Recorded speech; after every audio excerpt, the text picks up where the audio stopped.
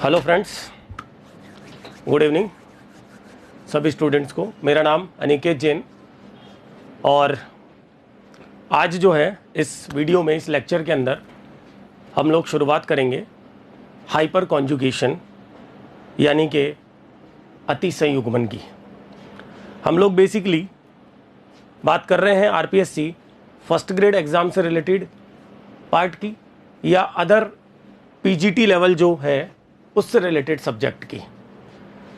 पहले आपको बता दूं कि इससे प्रीवियस जो हमने वीडियो देखे हैं, आपने देखे होंगे, उनमें हमने फंडामेंटल ऑर्गेनिक केमिस्ट्री के कुछ पोर्शन को डिस्कस कर लिया, जैसे tetrahedral carbon, covalent bond, hybridization concept and overlapping and bond strength concept को हम लोगों ने देख लिया।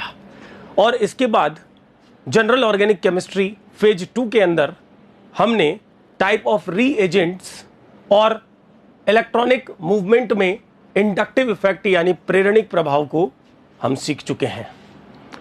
और अब नेक्स्ट टाइप का इलेक्ट्रॉनिक मूवमेंट हाइपर कॉन्जुगेशन जो है हम वो देख रहे हैं। हाँ, तो अगर मैं बात करूं हाइपर कॉन्जुगेशन की शुरुआत की तो कहां से शुरू कर सकते हैं? देखिए, हाइपर कॉन्जुगेशन अति संयुग्मन, इसके दो और नाम हैं। एक नाम इसे बोला जाता है नो बॉन्ड रेजोनेंस और इसे बेकर नाथन इफेक्ट भी कहा जाता है। बेकर नाथन प्रभाव। नो बॉन्ड रेजोनेंस का मीनिंग क्या है, ये अभी थोड़ी देर के अंदर आपको इसका कंसेप्ट समझ में आ जाएगा। और हाइपर कॉन्जुगेशन का क्या मतलब है, ये अभी इंट्रोडक्शन में मैं आप लोगों को सिखाने वाला हूं। बेकर नाथन बेसिकली इन केमिस्ट के नाम पर इन्हें दिया गया है। तो अगर हम बात करें सबसे पहले शुरुआत की हाइपर कॉन्जुगेशन की, तो कहां से हम इसे शुरू कर सकते हैं? तो स्टूडेंट्स, मैं बात करता हूं सबसे पहला केस आपके सामने शुरुआत करने से पहले टॉलुइन की। और टॉलुइन को मैंने इस तरह से इसके CH3 मिथाइल ग्रुप को ओपन कर दिया है। अगर हम टॉलुइन के अंदर बेंजीन रिंग पर इलेक्ट्रॉन डेंसिटी को कैलकुलेट करना चाहते हैं तो हमें हाइपर कॉन्जुगेशन कंसेप्ट का पता होना चाहिए। विदाउट हाइपर कॉन्जुगेशन कंसेप्ट हम टॉलुइन में बेंजीन रिंग की इलेक्ट्रॉन डेंसिटी को कैलकुलेट नहीं कर सकते। अगर हम केवल और केवल प्लस आई इफेक्ट को ऑब्जर्व करें, प्लस आई प्रभाव के आधार पर देखें, तो केवल ये तो पार्शियल इफेक्ट होता है सिग्मा बॉन्ड के थ्रू जो लगता है प्रेरणिक प्रभाव। उस आधार पर हम इसके ऑर्थोपैरा इन्फ्लुएंस को समझा नहीं सकते, इसके ऑर्थोपैरा प्रभाव को हम एक्सप्लेन नहीं कर सकते। तो उसके लिए basically sigma alpha CH bond के डीलोकलाइजेशन से हम एक्सप्लेन करते हैं। दैट मींस बेंजीन रिंग पर मिथाइल या मैं कह दूं अदर एल्काइल ग्रुप जिनके हम हाइपर कॉन्जुगेशन इफेक्ट को एक्सप्लेन करते हैं, या यूं कह दूं कि ऑर्थोपैरा इफेक्ट को, इन्फ्लुएंस को हम एक्सप्लेन करते हैं, तो उसके लिए हमें अति संयुग्मन यानी हाइपर कॉन्जुगेशन की रिक्वायरमेंट रहती है। तो सबसे पहली शुरुआत तो टॉलुइन के एग्जाम्पल से मैंने कर ली। इसके अलावा टॉलुइन की टोटल रेजोनेटिंग स्ट्रक्चर्स भी यदि हम बनाना चाहें तो उसके लिए भी हमें हाइपर कॉन्जुगेशन की रिक्वायरमेंट रहती है। दूसरा केस जो मैं आपके सामने, शुरुआत पहले मैं आपके सामने एक इंट्रोडक्शन बना रहा हूं, देखिएगा। एक एग्जांपल और लेता हूं इथाइल कैटायन का और प्रोपाइल कैटायन का प्राइमरी। अगर हम इन दोनों कार्बोकेटाइंस की स्टेबिलिटी को कंपेयर करें स्टूडेंट्स, तो अकॉर्डिंग टू इंडक्टिव इफेक्ट, प्रेरणिक प्रभाव के आधार पर, तो सेकंड वाले कार्बोकेटाइन को ज्यादा स्टेबल होना चाहिए था, क्योंकि इथाइल का प्लस आई इफेक्ट मिथाइल की तुलना में ज्यादा था।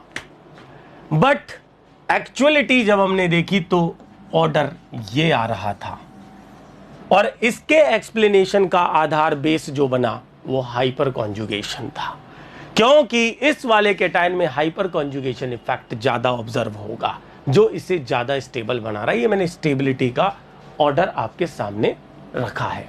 तो आई थिंक एक बार इंट्रोडक्शन आपको ये समझ में आ गया कि हाइपर कॉन्जुगेशन जनरेट कहां से हुआ है। इस तरह के केसेस तभी एक्सप्लेन हो सकते हैं जब हाइपर कॉन्जुगेशन इफेक्ट आया था। इस टाइप के कॉन्जुगेशन को हम कहते हैं स्पेशल टाइप ऑफ कॉन्जुगेशन। इस वर्ड को आप देखिए, इसमें दिखाई दे रहा है एक हाइपर और एक कॉन्जुगेशन यानी अति संयुग्मन। कॉन्जुगेशन में आप लोगों से पहले भी चर्चा कर चुका हूं प्रीवियस वीडियोस के अंदर।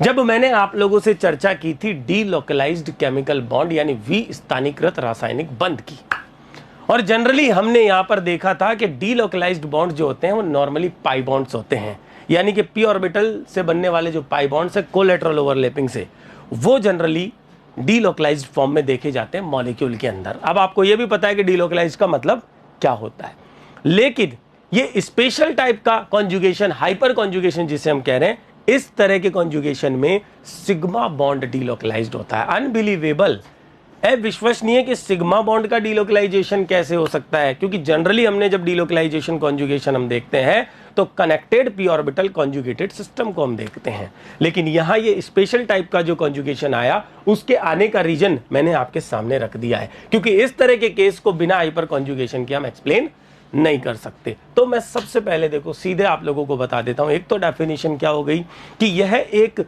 विशिष्ट प्रकार का अनुनाद है, यूं कह दो कि स्पेशल टाइप ऑफ रेजोनेंस, या यूं कह दो कि स्पेशल टाइप ऑफ कॉन्जुगेशन। ये एक स्पेशल टाइप का कॉन्जुगेशन है जिसके अंदर बेसिकली सिग्मा, मैंने कहा था अभी थोड़ी देर पहले, सिग्मा बॉन्ड का डीलोकलाइजेशन होता है। अब मैं आपको बता देता हूं कि सिग्मा भी कौन सा, अल्फा CH बॉन्ड। अब आप समझेंगे इस चीज को कि सिग्मा, वो भी कौन सा सिग्मा, जो कार्बन हाइड्रोजन के बीच का बॉन्ड है, यानी कि CH बॉन्ड का डीलोकलाइजेशन होता है। ये देखिए रफली आपको क्राइटेरिया दे देता हूं, देखिए आप पहले एक बार इस चीज को देखिए।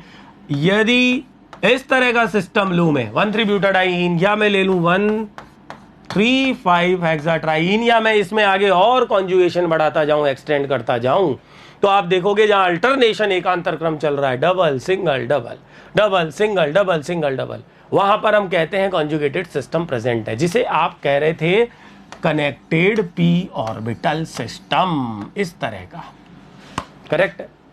और इस तरह के इलेक्ट्रॉन्स को हम डीलोकलाइज्ड इलेक्ट्रॉन भी बोल देते हैं, और जनरली ये पाई बॉन्ड के साथ हमने देखा था, और इसके अलावा हमने आयंस में भी देखा था। लेकिन अब बात आ रही है स्पेशल टाइप के कॉन्जुगेशन की, तो स्टूडेंट मैं आपसे पहले ही शेयर कर रहा हूं कि यहां पर सिग्मा CH बॉन्ड, वो भी कौन सा, अल्फा। अब अल्फा किसके रेस्पेक्ट में, जिन जिन स्पीसीज में हाइपर कॉन्जुगेशन ऑब्जर्व होता है। मैं आपको बता दूं, जैसे फॉर एग्जांपल कार्बोकैटायन में हाइपर कॉन्जुगेशन ऑब्जर्व होगा तो कैटायन के रेस्पेक्ट में अल्फा जो CH है वो डीलोकलाइज होगा, यानी कि इस बॉन्ड के electron more than 2 nuclei share होंगे, 2 से ज्यादा एटम पर शेयर्ड होंगे, साचित होंगे, इन्हें हम डीलोकलाइज्ड भी कहते हैं। लेकिन आप देख रहे हो कि यहां डीलोकलाइजेशन सिग्मा बॉन्ड का हो रहा है, इसलिए स्पेशल टाइप का कॉन्जुगेशन हाइपर कॉन्जुगेशन कहलाता है, करेक्ट। तो डेफिनेशन आपको क्लियर। अब सबसे पहली बात, किन किन स्पीसीज में इसे देखा जाता है, तो एक रफली आपको बता देता हूं कि basically alpha CH carbocation, carbon radical और एल्कीन के केस में हाइपर कॉन्जुगेशन देखा जाता है। ये तो एक रफली, कार्ब एनायंस में हाइपर कॉन्जुगेशन नहीं देखा जाता। इसका कारण अभी आपके सामने रख दूंगा। किसी भी चीज में क्या, क्यों, कैसे, किंतु परंतु, ये सब चीज हमें आनी चाहिए, लेकिन इतना ही कि आरपीएससी फर्स्ट ग्रेड और पीजीटी लेवल के सब्जेक्ट को हम लेकर चल रहे हैं, ज्यादा डेप्थ में नहीं जाएंगे, इतना ही बस, वहां तक के लेवल को हम कवर करके चलें। तो स्टूडेंट कार्ब एनायन में ऑब्जर्व नहीं होता, कैटायन, रेडिकल एंड एल्कीन में ऑब्जर्व होता है। अब इसके पीछे चलें अगर हम, इंडक्टिव इफेक्ट, प्रेरणिक प्रभाव, क्योंकि हाइपर कॉन्जुगेशन से पहले प्रेरणिक प्रभाव देखा जाता है और हम देख भी चुके हैं। आप समझिए कार्बोकैटायन में ऑब्जर्व हो रहा था, हमने देखा था, कार्ब एनायन में भी हम इसको चेक कर रहे थे, ऑब्जर्व हो रहा था, बिल्कुल हो रहा था, लेकिन कार्बन रेडिकल के अंदर इंडक्टिव इफेक्ट नाम की कोई चीज ऑब्जर्व नहीं हो रही थी। तो आपने देखा कि वहां कैटायन और एनायन पे ऑब्जर्व हो रहा है इंडक्टिव इफेक्ट, जबकि यहां कैटायन और रेडिकल पे ऑब्जर्व होगा, और जाहिर सी बात है कि ये इफेक्ट कुछ ना कुछ तो प्रभावित करेगा इनके अंदर, बेसिकली स्टेबिलिटी से डील कर रहा होता है ये, नॉर्मली इनमें ये स्टेबिलिटी से डील करता है, और इसके अलावा इससे और जो इन्फ्लुएंस आएंगे वो भी हम देखते हुए चलेंगे अभी थोड़ी देर के अंदर। तो मैं सबसे पहले आप लोगों से ये चर्चा कर रहा हूं कि एग्जैक्टली हमने बोला कि हाइपर कॉन्जुगेशन एक स्पेशल टाइप का कॉन्जुगेशन है जिसमें sigma alpha CH bond delocalised होता है। मैंने लिख दिया delocalised, with p orbital and with pi bond. With p orbital में sigma alpha CH p orbital के साथ कनेक्ट होगा, और ऐसे केस जो है देखा जाएगा इन कार्बोकेटायन। कार्बोकेटायन को शॉर्ट में C+ लिख देते हैं ना, और इन कार्बन रेडिकल। हम बेसिकली ऑर्गेनिक केमिस्ट्री पढ़ रहे हैं, इसलिए हम कार्बन रेडिकल की ही बात करते हैं। वाइल विथ पाई बॉन्ड में हम एग्जांपल लेंगे in alkene, only alkene. Basically alkene में हम कार्बन कार्बन डबल बॉन्ड की बात हम कर रहे हैं, है ना, कार्बन कार्बन डबल बॉन्ड। ये बेंजीन में भी हो सकता है जाकर के, इसका ये मतलब नहीं है कि हम वहां पर नहीं कंसिडर करेंगे।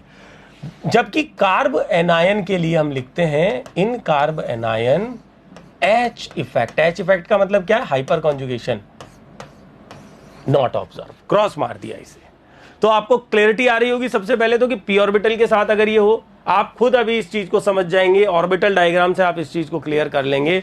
सबसे पहले हम बात करेंगे कार्बोकेटायन में, फिर हम बात करेंगे कार्बन रेडिकल में, और उसके बाद हम बात करेंगे एल्कीन में। एक एक स्पीसीज को लेकर चलते हैं। सबसे पहला फर्स्ट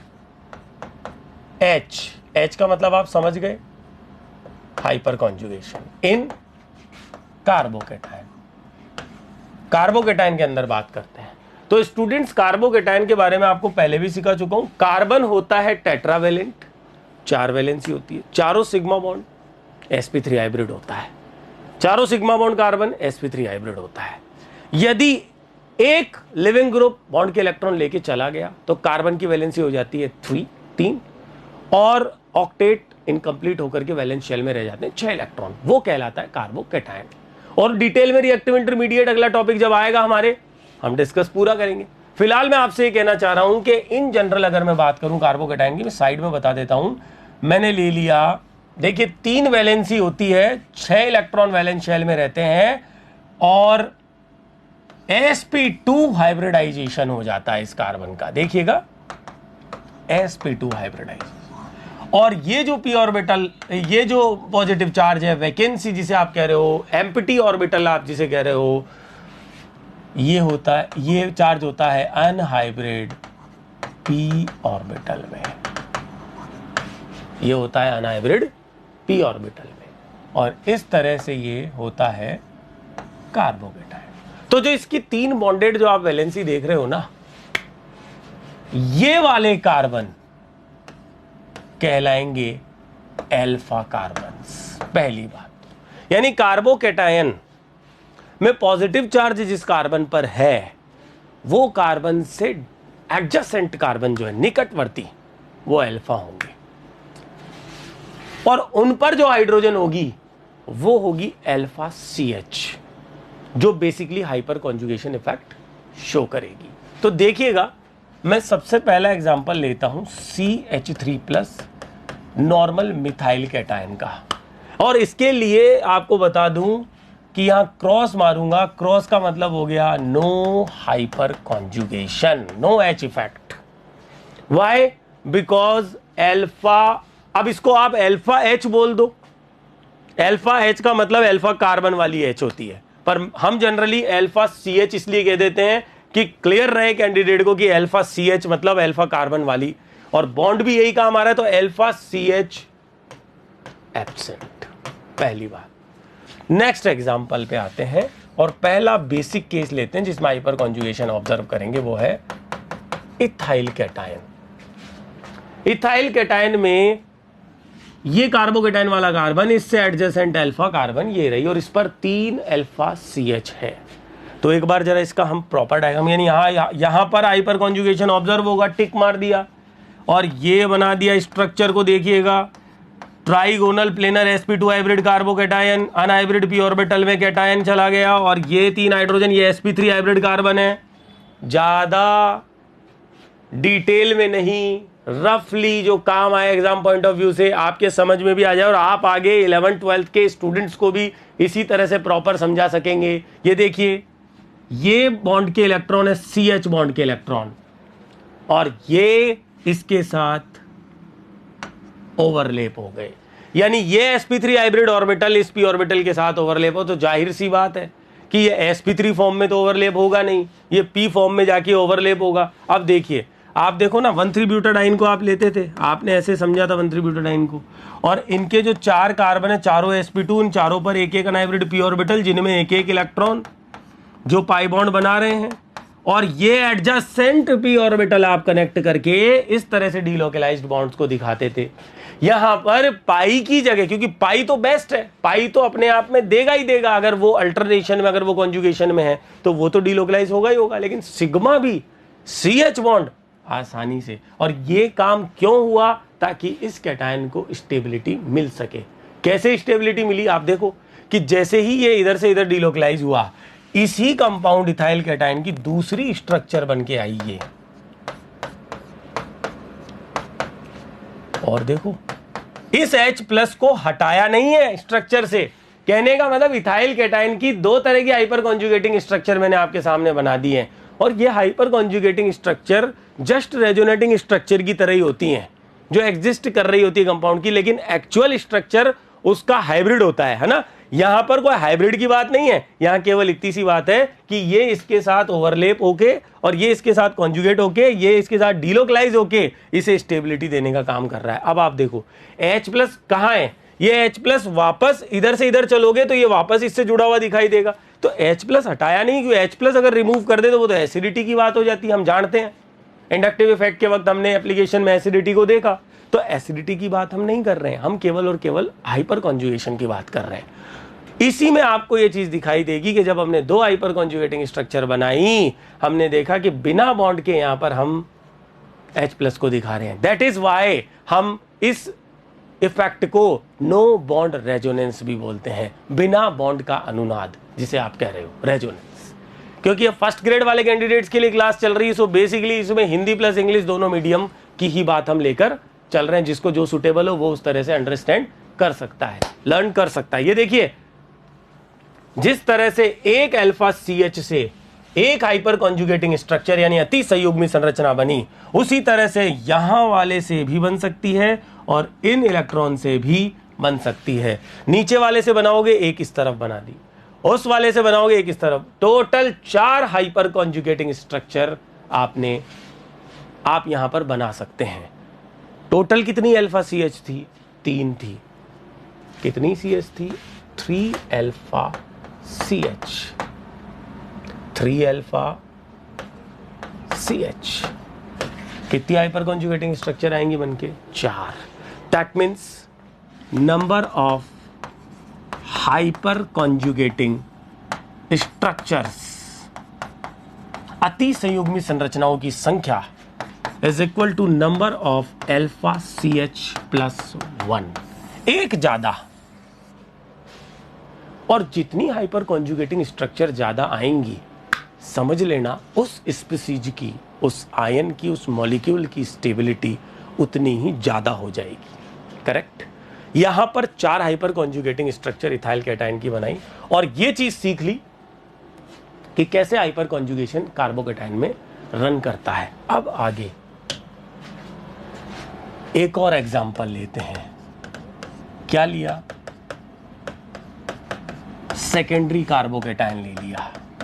स्टूडेंट्स, दोनों तरफ अल्फा CH दिखाई दे रही है। टोटल 6 अल्फा CH बॉन्ड्स हैं, 7 हाइपर कॉन्जुगेटिंग स्ट्रक्चर बनेंगी। इथाइल से ज्यादा स्टेबल होगा, आगे चर्चा कर लेंगे स्टेबिलिटी की बाद में। एक और एग्जांपल लेते हैं, 3 डिग्री कार्बोकैटायन। कितनी अल्फा CH होगी? 9 अल्फा CH होगी। 9 3 6 9। अगर मैं एक और एग्जांपल आपके सामने यहां पर खींचूं, मैंने लिख दिया नियो पेंटाइल कैटायन। अब ये नियो क्या वर्ड है, ये पेंटाइल क्या है, ये सब नॉमेनक्लेचर वाला चैप्टर अलग से पढ़ेंगे ऑर्गेनिक केमिस्ट्री में। ट्राइवियल, IUPAC सारे नाम देख लेंगे, एक बहुत बेहतरीन नॉमेनक्लेचर का चैप्टर आप लोगों के सामने रख देंगे, उससे सारे नॉमेनक्लेचर क्लियर हो जाएंगे आप लोगों को, उनके प्रीफिक्सेस, सफिक्सेस, सब चीजें। नियोपेंटाइल कैटायन की अगर मैं बात करूं तो अल्फा कार्बन तो है लेकिन अल्फा CH बॉन्ड नहीं है। आप देखो अल्फा कार्बन कार्बन बॉन्ड है लेकिन अल्फा कार्बन कार्बन बॉन्ड के इलेक्ट्रॉन तो हाइपर कॉन्जुगेशन नहीं देते हैं। कारण ढूंढना चाहे हर चीज का रीजन मिल सकता है। बॉन्ड एनर्जी के कंसेप्ट को लेकर चलें, कई तरह की चीजें हैं, इलेक्ट्रॉन नेगेटिविटी डिफरेंस की भी बात हम लेके चल सकते हैं। तो आप किसी भी फॉर्म में ले लो, कुल मिलाकर के कार्बन कार्बन बॉन्ड ध्यान रखना CH बॉन्ड होना चाहिए। अल्फा CH एब्सेंट है, कितनी है अल्फा 0, हाँ 0 को बेटर है मैं 0 ऐसे लिख देता हूं, 0 अल्फा मतलब हाइपर कॉन्जुगेशन एब्सेंट। तो बोले फिर इस कैटायन के लिए स्टेबिलिटी फैक्टर, भैया टर्शरी ब्यूटाइल ग्रुप है, स्ट्रॉन्ग प्लस आई इफेक्ट लगता है, प्लस आई इफेक्ट से स्टेबल होता है। इसके अलावा इसमें स्टीयरिक फैक्टर भी इसकी स्टेबिलिटी को एक्सप्लेन करता है। मैं आपको बताऊं, आप SN1 जब पढ़ोगे आपके सिलेबस में है पूरी तरह से, तब हम कार्बोकैटायन की स्टेबिलिटी को चेक करेंगे और उसके बिहाफ में SN1 की रिएक्टिविटी को भी निकालेंगे। तब वहां पर और बेहतरीन कंसेप्ट वहां ही आएगा, नियोपेंटाइल कैटायन भी, तब मैं आप लोगों से चर्चा करूंगा। अभी सिर्फ बेसिक डेवलप कर रहे हैं, एक बार पहले बेस डेवलप कर लें, उसके बाद एप्लीकेशन पोर्शन पे चलेंगे, है ना। तो ये क्लियरिटी आ रही है आप लोगों को, ये समझ में आ रहा होगा कि हाइपर कॉन्जुगेशन किस तरह से काम कर रहा है कार्बोकैटायंस के अंदर। अब एक बात और देखिए कि जिस तरह से मैंने कहा CH बॉन्ड होता है, इसी तरह से आपको एक और चीज बता देता हूं कि कार्बन सिलिकॉन बॉन्ड भी हाइपर कॉन्जुगेशन शो करता है, even better than CH, better than CH। ये ध्यान रखना, सिलिकॉन की इलेक्ट्रॉन नेगेटिविटी की अगर हम बात करें तो वो हाइड्रोजन से भी कम होती है। दैट मीन्स इस बॉन्ड के अंदर अगर हम बात करें तो ये इलेक्ट्रॉन देने की टेंडेंसी बहुत अच्छी है कंपैरेटिवली CH के भी। तो यहां इस तरह की चीज ये हायर लेवल पर चली गई थोड़ी सी, ये हाइपर कॉन्जुगेशन में जनरली डिस्कस नहीं करते। बाकी इस तरह के कैटायंस वैसे भी कम मिलते हैं, जनरली इस तरह के कैटायंस देखने को मिलते हैं। लेकिन एक चर्चा थी जो मैंने आप लोगों से कर ली कि कार्बन सिलिकॉन बॉन्ड्स के साथ भी हाइपर कॉन्जुगेशन को देखा जाता है, बट हम केवल और केवल CH बॉन्ड की बात कर रहे हैं। नेक्स्ट मैं बात करता हूं second, H effect in carbon radical, बिल्कुल same like carbocation, just like carbocation. बस इतना सा है कि कार्बोकैटायन में पूरा बॉन्ड के इलेक्ट्रॉन सप्लाई हो रहे थे क्योंकि कैटायन वैकेंट होता है ऑर्बिटल, जबकि रेडिकल में एक इलेक्ट्रॉन पहले से है, तो CH बॉन्ड का होमोलाइटिक मैनर में क्लीवेज होगा।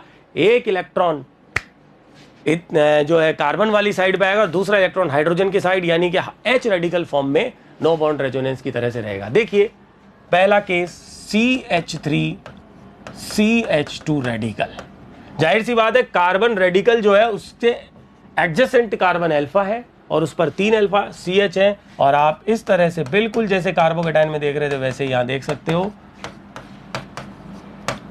p ऑर्बिटल में जाएगा, नो डाउट। वैसे कार्बन रेडिकल के हाइब्रिडाइजेशन जो है वो कंट्रोवर्शियल होते हैं, ये sp3 भी होते हैं, sp2 भी होते हैं, पर यहां पर जहां कॉन्जुगेशन आ जाता है वहां sp2 अपने आप बन जाता है। क्यों? क्योंकि स्टेबिलिटी मिलेगी, ये देखो ये इस तरह से, और आगे हाइपर कॉन्जुगेटिंग स्ट्रक्चर बन जाएगी।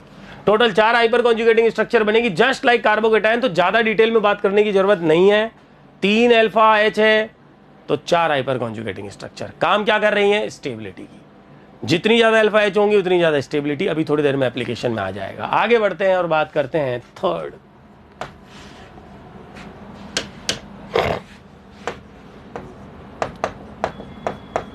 अच्छा देखो एक मिनट, इससे पहले कि मैं थर्ड की बात करूं आप लोगों से, मैं कार्बन रेडिकल में कुछ एग्जांपल्स आपके सामने लेता हूं। फॉर एग्जांपल मैंने लिया, कई बार इस तरह की स्ट्रक्चर भी हमारे सामने बन के आ जाती है, जैसे मैंने ले लिया ये, ठीक, या मैंने ले लिया ये, या फिर मैंने ले लिया ये। 3 अलग अलग तरह के रेडिकल्स हैं, हमें काउंट करनी है इनमें अल्फा CH को। तो हमें क्या करना है, जिस कार्बन पे रेडिकल है उसका एडजेसेंट अल्फा अल्फा अल्फा। यहां पर 3 हाइड्रोजन है क्योंकि ये जब कुछ नहीं लिखा तो मिथाइल होता है। यहां पर 2 हाइड्रोजन हैं और यहां पे 2 हाइड्रोजन हैं। तो काउंट हो गई कितनी, 3 2 5 और 2 7, 7 अल्फा एच, 07 अल्फा एच। इसी तरह यहां काउंट करनी, तो कुल मिला के आप समझ आ गया होगा, 2 इधर और 1 यहां, तो टोटल 3 अल्फा एच। इसी तरह इसके लिए केवल और केवल जब आप कैलकुलेट करोगे तो एक, क्योंकि 3 बॉन्ड, कार्बन टेट्रावेलेंट होता है, 3 बॉन्ड आप देख रहे हो अलग अलग रेड कार्बन से अटैच्ड हैं, तो एक हाइड्रोजन रह गया, तो 1 अल्फा एच। इस तरह से हमें अल्फा सी एच अलग अलग तरह की स्ट्रक्चर में काउंट करना यदि आता है तो हमें स्टेबिलिटी कंपेयर करने में कभी भी दिक्कत नहीं होगी। इवन रेडिकल के केस में होमोलाइटिक बॉन्ड डिसोसिएशन एनर्जी भी पूछी जाती है एग्जाम में, यानी कि समांश बंध वियोजन ऊर्जा। हमने बंध वियोजन ऊर्जा यानी बॉन्ड डिसोसिएशन एनर्जी की बात की थी। मैं आपको बता दूं, होमोलाइटिक बॉन्ड डिसोसिएशन एनर्जी में बॉन्ड को होमोलाइटिक मैनर में ही तोड़ा जाता है, तो बॉन्ड डिसोसिएशन एनर्जी भी वही होती है एक्चुअली। लेकिन जब ऑर्गेनिक के केस में हम बात कर रहे होते हैं ना, तो यहाँ रेडिकल की स्टेबिलिटी से थ्योरेटिकल कंसेप्ट निकल जाता है कई बार। वो कैसे, वो जब हम कार्बन रेडिकल इंटरमीडिएट पढ़ेंगे तब आपको समझाऊंगा होमोलाइटिक बॉन्ड डिसोसिएशन एनर्जी, जहां से क्वेश्चन आ जाता है एग्जाम के अंदर। फिलहाल तो केवल और केवल हाइपर कॉन्जुगेशन से रिलेटेड कॉन्सेप्ट डिस्कस कर रहे हैं। ये बात हो गई H effect in carbon radical. Now third, H effect, hyperconjugation effect in alkene, या हम कह सकते हैं in carbon carbon double bond. First of all, alkene जो है they are hydrocarbons, unsaturated hydrocarbon, जिसमें carbon carbon double bond present होता है, एक पाई बॉन्ड इसमें प्रेजेंट होता है। और जो ओलिफिनिक, एल्कीन को एक्चुअली ओलिफिन भी कहा जाता है, तो एल्कीन वाले जो 2 कार्बन हैं उन्हें ओलिफिनिक कार्बन भी कह देते हैं। तो सबसे पहले मैं बात कर रहा हूं, देखिएगा कि कार्बन कार्बन डबल बॉन्ड जो है, ये अब आप ध्यान रखना कि इन्हें कहते हैं ओलिफिनिक कार्बन।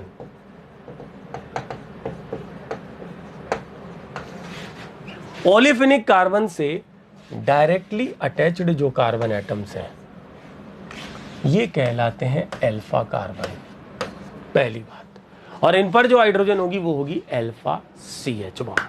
तो एक चीज तो क्लियर हो गई कि किस एल्कीन में अल्फा एच है कि नहीं, ये हम देख सकते हैं। तो एक एक करके पहले एग्जांपल लेता हूं, देखो, फिर आपको एक्सप्लेन करूंगा कि कैसे डीलोकलाइज होता है बॉन्ड। ईथीन, पहला बेसिक मेंबर, तो भैया इसमें तो अल्फा कार्बन है ही नहीं, हम बोलेंगे alpha C H absent, no hyperconjugation, cross लिख दिया, no hyperconjugation. Simplest example, क्या नाम है, प्रोपीन। क्या अल्फा सी एच है? 100% है। कैसे चेक किया? ओलिफिनिक कार्बन से डायरेक्टली एडजेसेंट जो है वो अल्फा होगी, एक ही थी, इस पर कितनी एच है? 3, यानी 3 alpha C H bonds, that means 4 hyperconjugating structure. कैसे बनाएंगे, क्या ओवरलैपिंग होती है, वो भी सीख लेते हैं।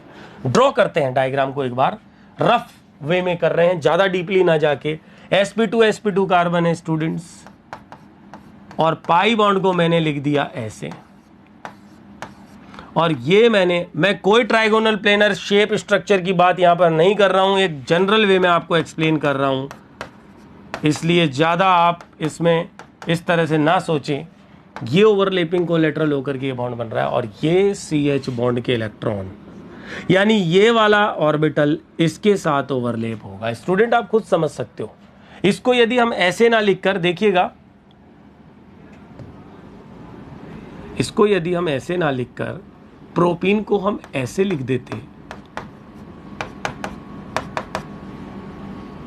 और अगर इन इलेक्ट्रॉन को हम इधर मूव करवाते, डेफिनेटली कार्बन की वैलेंसी को मेंटेन रखने के लिए कार्बन जो है वो पाई बॉन्ड के इलेक्ट्रॉन इधर मूव कराता, क्योंकि पेंटावेलेंट कार्बन तो होता नहीं है, डेफिनेटली टेट्रावेलेंट आपको मेंटेन करने के लिए, दैट मींस ये बॉन्ड के इलेक्ट्रॉन ब्रेक होंगे और ये इधर जाएगा।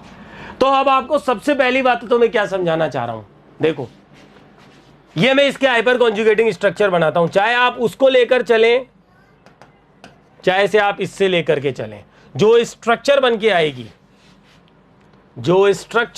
आएगी, वो मैं आपके सामने लिख रहा हूं। नो बॉन्ड रेजोनेंस के साथ ये, और ये तो एग्जैक्टली क्या हुआ, exactly carbon carbon double bond break हो गया, वो सिंगल बॉन्ड में कन्वर्ट हो गया, जबकि इधर जो सिंगल बॉन्ड था वो डबल बॉन्ड में कन्वर्ट हो गया। हाँ, बॉन्ड टूट रहा है, हाइपोथेटिकली है सब चीज। हाँ, क्योंकि रेजोनेंस भी हाइपोथेटिकल होता है, वैसे हाइपर कॉन्जुगेशन भी। काम क्या कर रहा है, कुछ चीजों पर अपना प्रभाव डाल रहा है, जैसे स्टेबिलिटी पर। एल्कीन के स्थायित्व को, स्टेबिलिटी को समझाया जाता है। एल्कीन की कार्बन कार्बन डबल बॉन्ड की बॉन्ड लेंथ और बॉन्ड एनर्जी को अफेक्ट कर रहा है, प्रभावित कर रहा है। ये सारी चीजें बिना हाइपर कॉन्जुगेशन के आप इस तरह के केस में एक्सप्लेन नहीं कर पाओगे। यही की वजह से ये एक हाइपोथेटिकल इफेक्ट आपके सामने डिस्कस किया जा रहा है।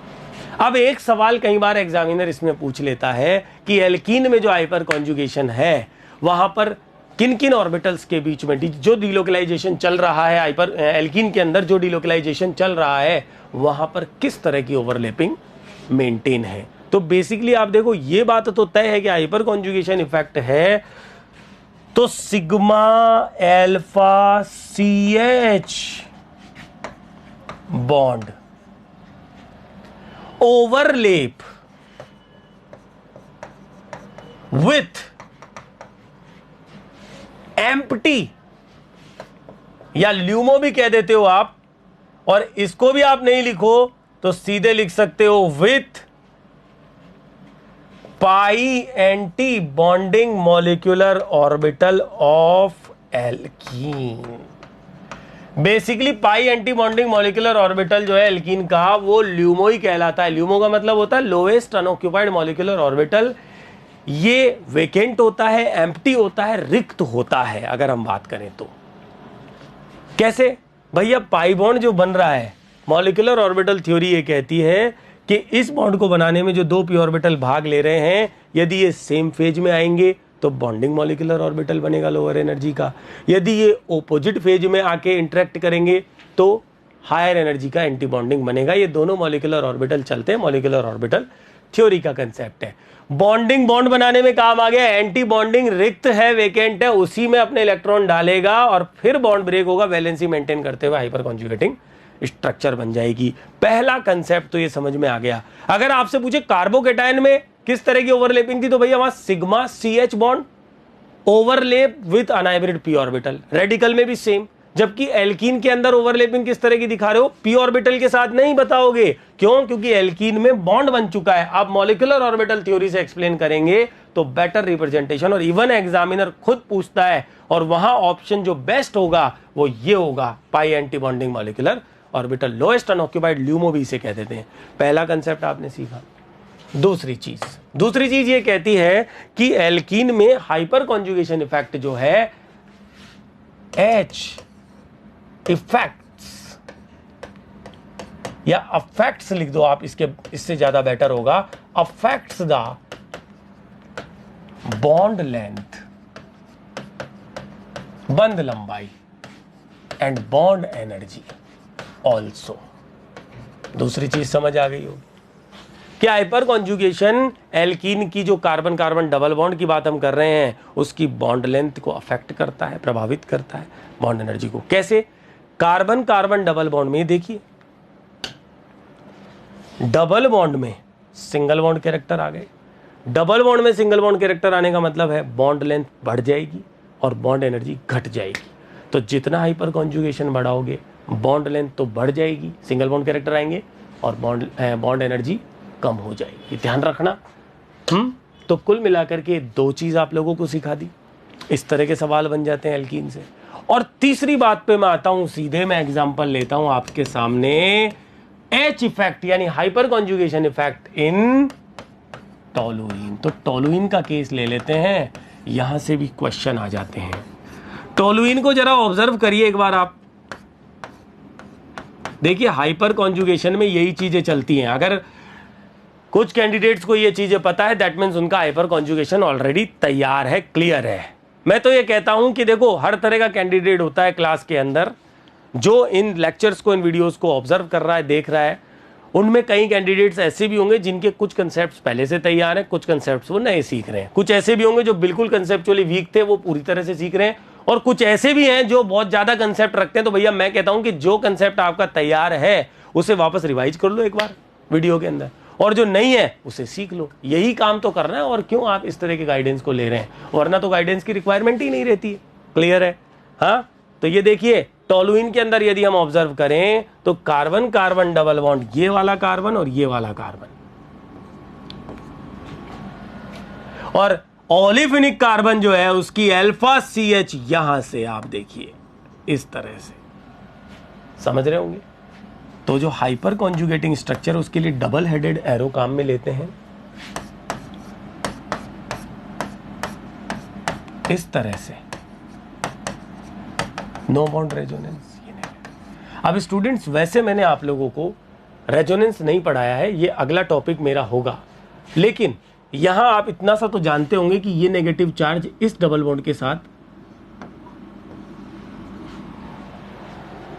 कॉन्जुगेशन में है, तो ये डिलोकलाइज होगा, इसे हम रेजोनेंस कहते हैं। बेसिकली पहला जो स्ट्रक्चर बना वो हाइपर कॉन्जुगेशन की वजह से बना, और नेगेटिव चार्ज इस पोजीशन पे आया, जिसे हम ऑर्थो पोजीशन बोलेंगे आगे जाकर के।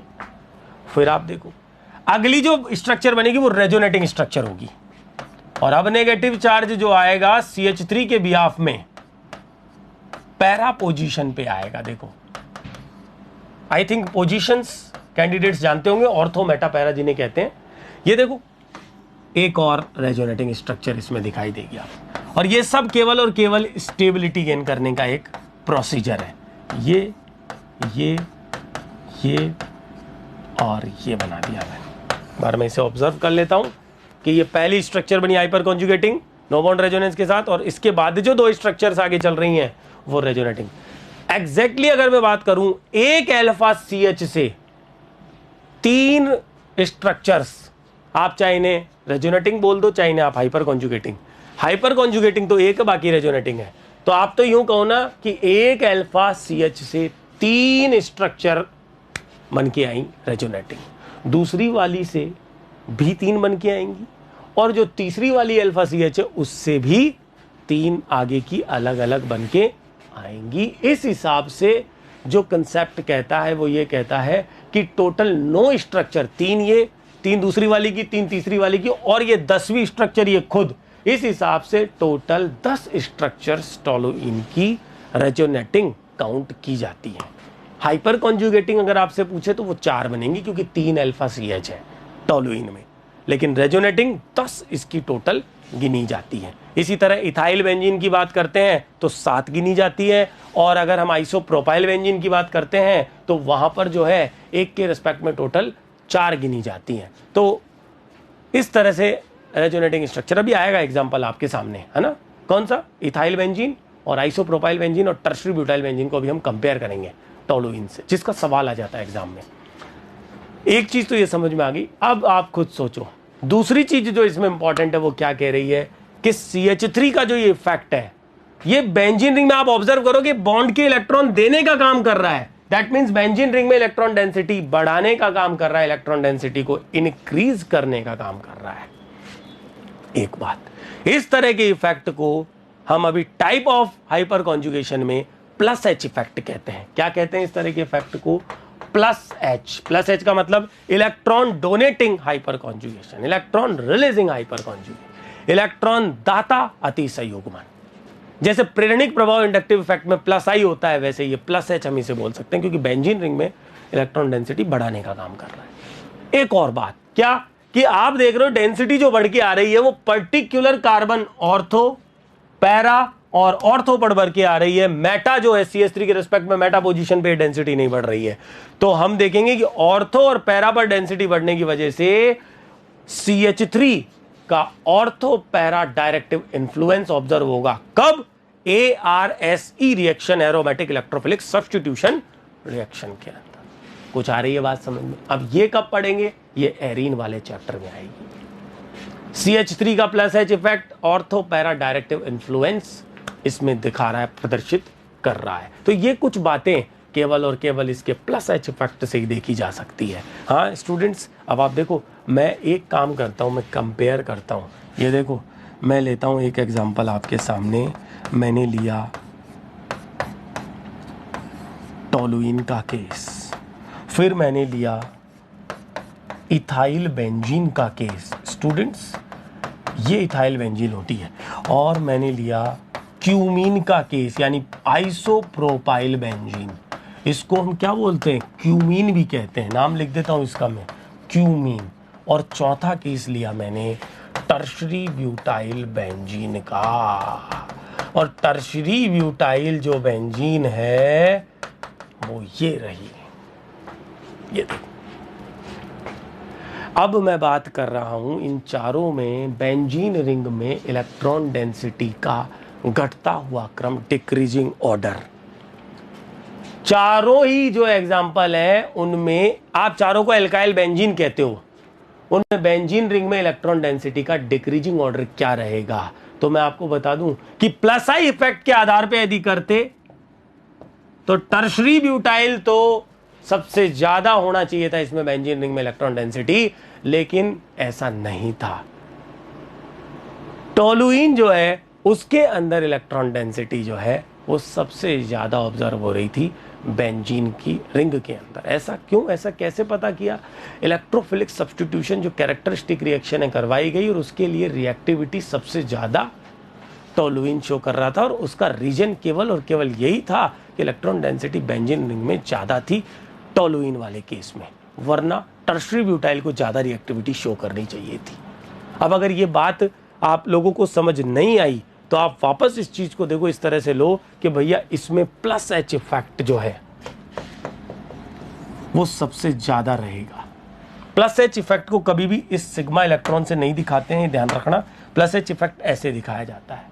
प्लस एच इफेक्ट के रेस्पेक्ट में यहां पर है 3 अल्फा CH, यहां पर है 2 अल्फा, और यहां पर है केवल और केवल 1 अल्फा CH, और यहां पर 0 अल्फा। वहां केवल प्लस आई इफेक्ट ऑब्जर्व हो रहा है, जबकि इन तीनों में plus H effect. Plus H effect क्या होता है अभी बता चुका हूं। इस आधार पर सबसे ज्यादा इलेक्ट्रॉन डेंसिटी, उससे कम इथाइल बेंजीन, उससे कम क्यूमीन, और सबसे कम 1 2 3 4 इज द डिक्रीजिंग ऑर्डर। अगर इस तरह से समझ नहीं आ रहा तो ऐसे लिख सकते हैं, on moving left to right electron density decreases on benzene ring. I think ये केस आपको समझ में आ गया होगा। आगे बढ़ते हैं और बात करते हैं, देखो एक डिफरेंट टाइप के हाइपर कॉन्जुगेशन की। समटाइम्स ये काम आ जाता है, इसे कहते हैं रिवर्स हाइपर कॉन्जुगेशन।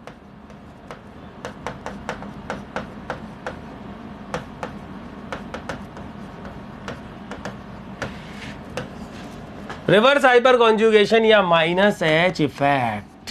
स्टूडेंट्स, इसमें बेंजीन रिंग से हमने अटैच किया CH3। यहां पर X क्या है, X क्या है, यहां पे X है हैलोजन। जनरली CF3 और CCl3 के रेस्पेक्ट में ज्यादा देखे जाते हैं केस। वैसे इसके ज्यादा एग्जांपल्स है नहीं, केवल आप लोगों के सामने चर्चा कर रहा हूं कि कल को आप लोगों को पता होना चाहिए, क्योंकि CF3 के केस में तो स्ट्रॉन्ग माइनस आई काम करता है और ये CCl3 को भी बीट कर जाता है।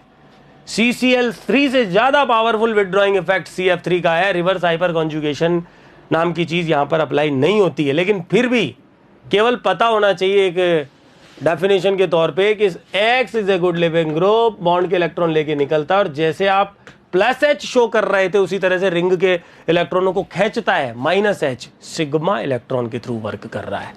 This is called reverse hyper conjugation minus H effect. Is it clear? I think ये क्लियर है, और इसके ज्यादा केस में नहीं करना। मैं कंपैरिजन कर रहा हूं कि माइनस एच किसका ज्यादा होगा किसका कम होगा, कंपेयर कर भी लूं तो भी स्टूडेंट CF3 को ही मुझे आगे रखना पड़ेगा, चाहे एसिडिटी का केस लूं, चाहे स्टेबिलिटी का केस लूं, चाहे से रिएक्टिविटी टुवर्ड्स ARSE का केस लूं। आप लोगों को बता दूं CF3 चैंपियन है, CCl3 बाद में है, CBr3 उसके भी बाद है। लेकिन ज़्यादा बात नहीं कर रहे क्योंकि ये लेवल RPSC फर्स्ट ग्रेड का नहीं है, तो केवल और केवल इतनी सी चर्चा कर ली -H की। और अब इसके बाद ये तो बात हो चुकी, सबसे पहले हाइपर कॉन्जुगेशन किन किन स्पीसीज में ऑब्जर्व होता है। एक कार्बोकैटायन में, कार्बन रेडिकल में, एल्कीन में। कार्बन आयन में ऑब्जर्व क्यों नहीं हुआ, जरा एक बार फोकस करें। कार्बन आयन की अल्फा CH कैसे होता, ऐसे, या एक बार जरा देखे तो सही सभी स्टूडेंट्स, ऐसे तो ये तो ब्लंडर हो गई, बहुत बड़ी गलती है। ऐसे अगर इलेक्ट्रॉनों को भेज दिया तो एनायन एनायन रिपल्शन हो जाएगा इलेक्ट्रॉनों का, गलत है। और ऐसे कर दे तो भी हम इलेक्ट्रॉन नेगेटिविटी के कंसेप्ट को फेल कर देंगे, क्योंकि हाइड्रोजन की विद्युत ऋणता कार्बन से कम है, तो हाइड्रोजन की इतनी कैपेसिटी नहीं है कि वो बॉन्ड के इलेक्ट्रॉन लेके भाग जाए। इस तरह से ये तो तभी संभव था जब ये हैलोजन टाइप की चीज होती, पर ऐसी चीज देखी नहीं जाती। तो कार्ब एनायन में एग्जैक्टली हाइपर कॉन्जुगेशन ऑब्जर्व नहीं होता है, ना ही ये स्टेबिलिटी को एक्सप्लेन कर पाता है। अब मैं आगे बढ़ता हूं और अब मैं आ जाता हूं, जब हमने 3 स्पीसीज में हाइपर कॉन्जुगेशन की बात की, तो एग्जैक्टली इनकी स्टेबिलिटी को हाइपर कॉन्जुगेशन कैसे एक्सप्लेन करता है। यानी हम मूव कर रहे हैं एप्लीकेशंस की तरफ, और applications of hyper conjugation effect हम देख रहे हैं। दैट मीन्स इसके अनुप्रयोग, इसके प्रयोग क्या है, इसके यूजेस क्या है। तो सबसे पहला एप्लीकेशन जो होता है वो होता है स्टेबिलिटी ऑफ कार्बोकैटायन, यानी कि कार्ब धनायनों का स्थायित्व। और आप जानते हो कि ये डायरेक्टली प्रोपोर्शनल होगा नंबर ऑफ अल्फा CH। जितनी अल्फा CH ज्यादा होंगी उतनी ही कार्बोकैटायन की स्टेबिलिटी भी ज्यादा होगी। इसी तरह दूसरा एप्लीकेशन होता है स्टेबिलिटी ऑफ कार्बन रेडिकल, और यह भी डायरेक्टली प्रोपोर्शनल होगा number of alpha CH। Correct है बिल्कुल। जितनी अल्फा CH ज्यादा होगी उतनी हाइपर कॉन्जुगेटिंग स्ट्रक्चर्स ज्यादा बनेंगी, उतनी जितनी स्ट्रक्चर्स बनेंगी ज्यादा उतनी ही स्टेबिलिटी ज्यादा होगी। बोले कैसे, कैसे स्टेबिलिटी? भाई पोटेंशियल एनर्जी से कंपेयर कर लो। अभी भी समझ नहीं आई तो अनुनाद को एक बार याद कर लो थोड़ा सा, वैसे तो आगे पढ़ाऊंगा, पर अनुनाद को, रेजोनेंस को चेक करो एक बार कि रेजोनेंस जितना ज्यादा होता है, जितनी रेजोनेटिंग स्ट्रक्चर से ज्यादा बनती है, उतनी रेजोनेंस एनर्जी, अनुनाद ऊर्जा निकल जाती है सिस्टम से, और पोटेंशियल एनर्जी घट जाती है, स्टेबिलिटी बढ़ जाती है। तो एनर्जी के रेस्पेक्ट में स्टेबिलिटी को आप थर्मोडायनेमिक्स में लेके जाते हो और आप एंथैल्पी एनर्जी के रेस्पेक्ट में बात करते हो।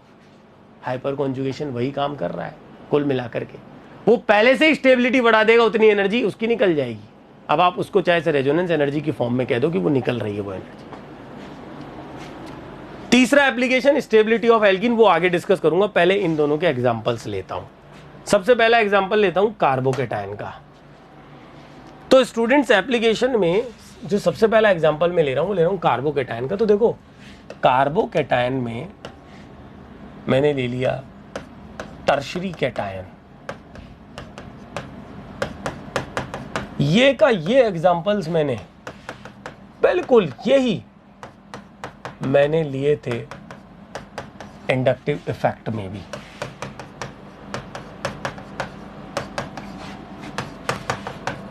ये ले लिए मैंने 4 एग्जांपल, और अब मुझे स्टेबिलिटी चेक करनी इन चारों कैटायंस की। तो इंडक्टिव इफेक्ट के अकॉर्डिंग भी हमने ऑर्डर निकाला था 3 डिग्री, 2 डिग्री, 1 डिग्री। ऑर्डर क्या आया था ये। अब जरा हाइपर कॉन्जुगेशन को भी अप्लाई कर लो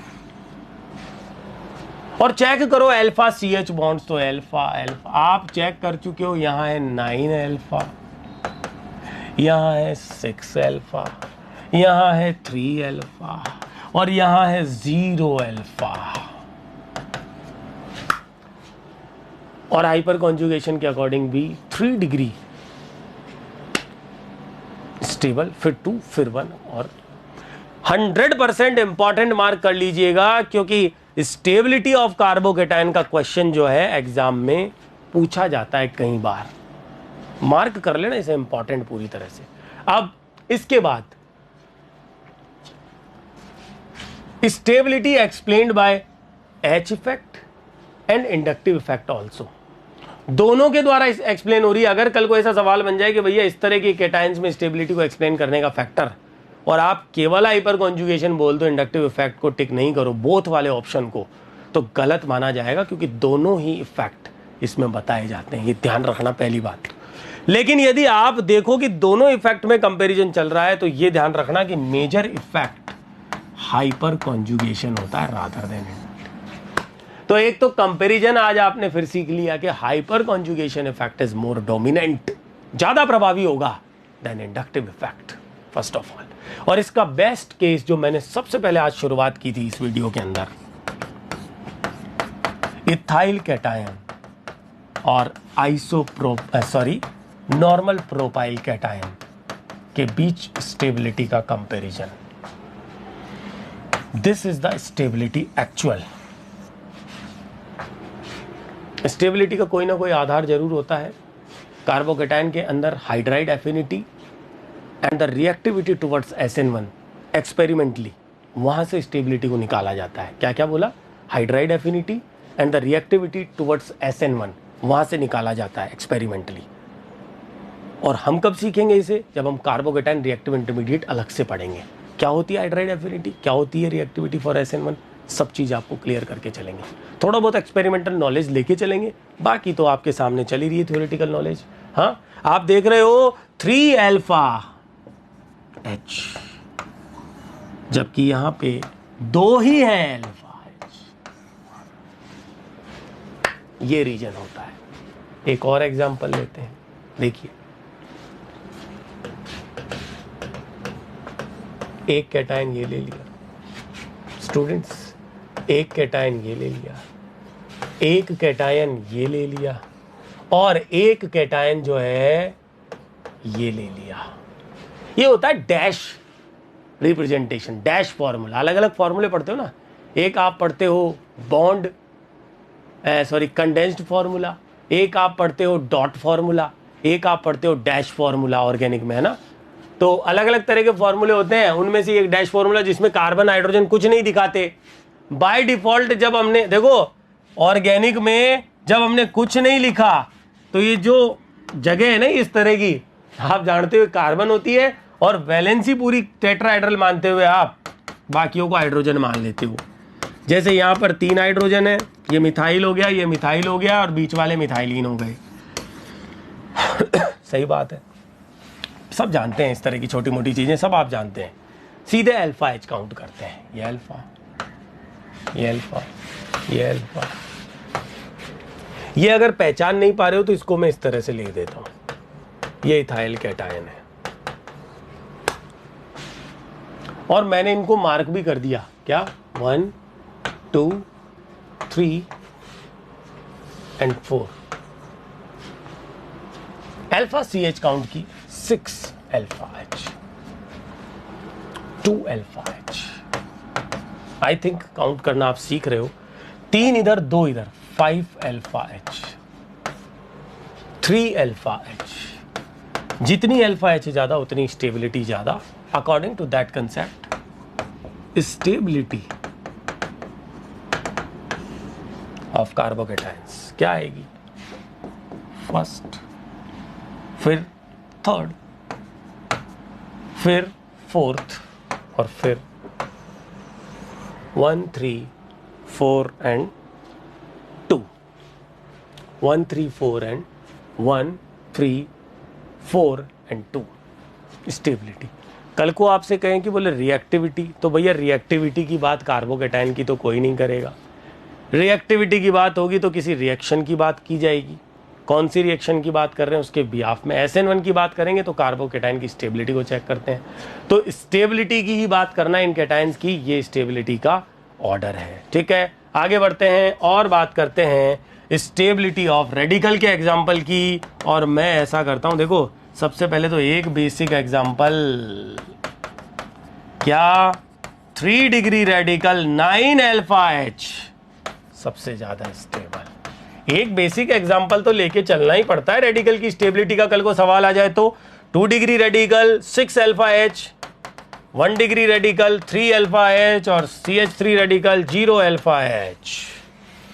ये रख दिया स्टेबिलिटी का डिक्रीजिंग ऑर्डर। आगे आते हैं, रेडिकल की स्टेबिलिटी का एग्जांपल लेते हैं। तो स्टूडेंट अभी जो लिखे थे रेडिकल 1, देखिए ये 2, ये 3 रख दिया। अब अल्फा CH आप पहले ही काउंट कर चुके हो, इसके अंदर टोटल 7 है, यहाँ पर 3 है और यहाँ पे 1 है, तो 7 अल्फा H। यहाँ पर 1 और 2 3 है और यहाँ पे केवल 1 है। स्टेबिलिटी ऑर्डर आपके सामने है रेडिकल की, देख लीजिए इसे। आगे बात करते हैं इसके बाद तीसरा एप्लीकेशन, स्टेबिलिटी ऑफ एल्कीन की, स्टेबिलिटी ऑफ। और स्टूडेंट एक बात और ध्यान रखना, यहीं पर आप लोगों को सिखा देंगे हीट ऑफ हाइड्रोजिनेशन।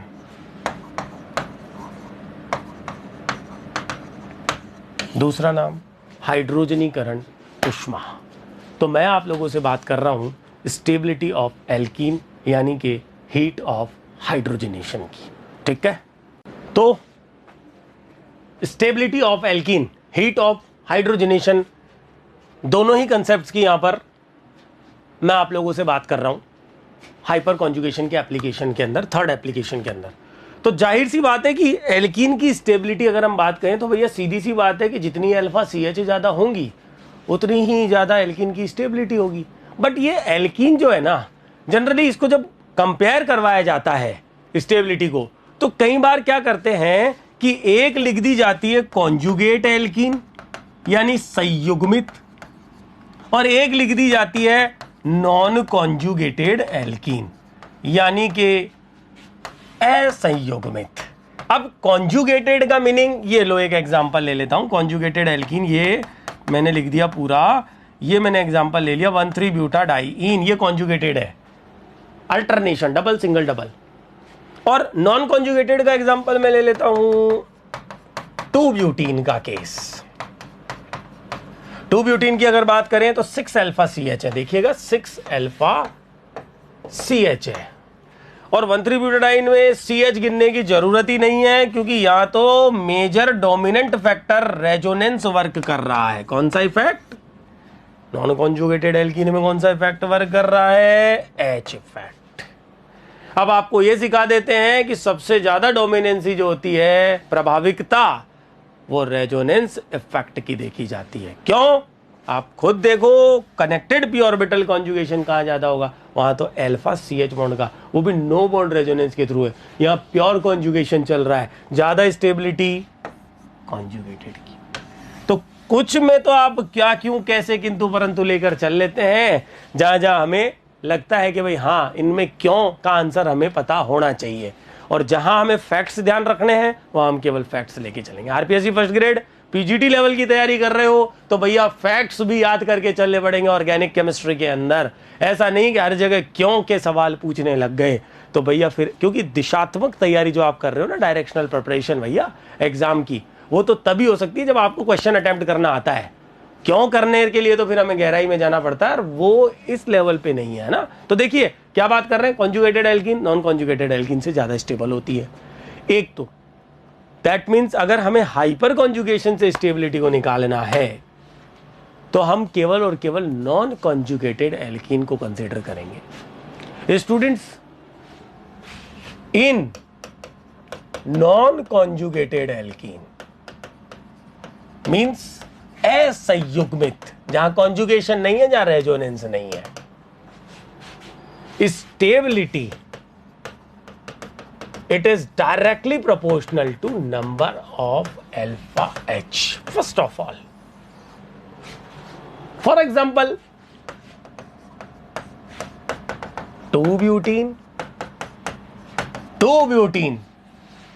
4 कार्बन वाली, एंड प्रोपीन। अगर हम इन दोनों को कंपेयर करें स्टेबिलिटी को, 2-ब्यूटीन की स्टेबिलिटी सवाल उठता है कैसे पता चलेगा स्टेबिलिटी का, तो भैया हीट ऑफ हाइड्रोजनेशन एक थ्योरेटिकल एक एक्सपेरिमेंटल कंसेप्ट है, एक्सपेरिमेंटल फैक्टर है जहां से हमें पता चलता है एल्कीन की स्टेबिलिटी का। एक्सपेरिमेंटली अलग अलग एल्कीन की हीट ऑफ हाइड्रोजनेशन को निकाल के हम स्टेबिलिटी को बहुत आसानी से कंपेयर कर सकते हैं। अब ये हीट ऑफ हाइड्रोजनेशन क्या होता है अभी थोड़ी देर में आपको एक्सप्लेन कर देते हैं। फिर दूसरी बात, सवाल स्टेबिलिटी ऑफ एल्कीन का भी बन सकता है और सवाल हीट ऑफ हाइड्रोजनेशन का यानी हाइड्रोजनीकरण उष्मा का भी बन सकता है एग्जाम के अंदर। आजकल ट्रेंड में हाइड्रोजनीकरण उष्मा के रूप में पूछता है क्योंकि कुछ कैंडिडेट्स उसे नहीं देख पाते हैं। फिर इसके अलावा सवाल में आपसे पूछा क्या है, डिक्रीजिंग ऑर्डर पूछा है या इंक्रीजिंग ऑर्डर पूछा है, मैक्सिमम स्टेबिलिटी पूछी गई है या लीस्ट स्टेबल को पूछा गया, सबसे कम स्टेबल कौन है। इसे ध्यान से प्रेजेंस ऑफ माइंड से आपको चेक करना होता है। ये सब चीजें क्योंकि रफ्तार में हमें काम करना होता है। अभी तक जो स्कीम चल रही है उसके आधार पर 150 क्वेश्चन 3 घंटे में सब्जेक्ट वाले पेपर में करने होते हैं आरपीएससी फर्स्ट ग्रेड के अंदर। तो 3 घंटे में 150 क्वेश्चन पढ़ना भी, ऑब्जर्व भी करना, आंसर भी निकालना, वो भी एक्यूरेसी के साथ, क्योंकि नेगेटिव मार्किंग 1/3 नेगेटिव मार्किंग भी रखी गई है। इस मामले में पीजीटी के एग्जाम्स, केवीएस वाले पीजीटी के एग्जाम की बात करें तो वो ज्यादा अच्छे हैं क्योंकि वहां नेगेटिव मार्किंग अभी तक तो नहीं है। नई स्कीम जब आएगी पता चल जाएगा जो भी। तो स्टूडेंट्स पहला केस तो लिए देखो ना, हाइपर नॉन कॉन्जुगेटेड है दोनों एल्कीन, अल्फा CH दोनों में काउंट करो, यहाँ 6 है और यहाँ पर 3 है।